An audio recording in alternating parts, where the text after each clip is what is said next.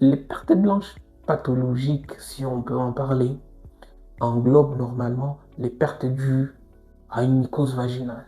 Par exemple, la mycose vaginale résulte dans la plupart des cas d'une prolifération anormale d'un champignon appelé Candida albicans.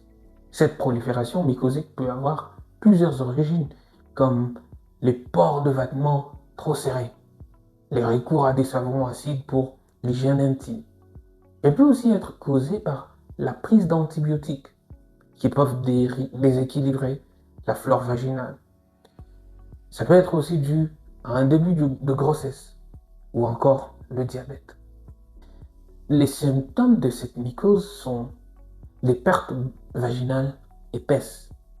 Elles ont l'aspect de pertes blanches crémeuses, laiteuses, d'apparence semblable à celle du lait caillé. Les pertes provoquées par une infection sexuellement transmissible, si on peut en parler, lors des rapports intimes non protégés par un partenaire contaminé, la femme peut attraper une maladie sexuellement transmissible. Il peut s'agir notamment de la trichomonase, de la chlamydiose ou encore de la gonorrhée.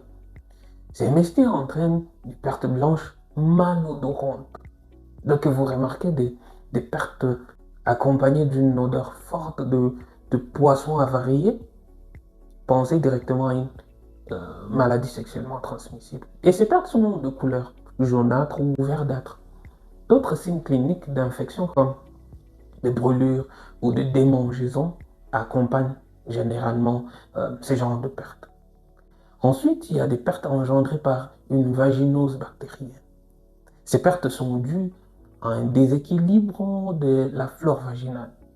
Selon l'OMS, c'est la cause des pertes vaginales la plus fréquente chez les femmes en âge de procréer. La vaginose bactérienne survient à la suite d'une prise d'antibiotiques ou des douches vaginales trop fréquentes.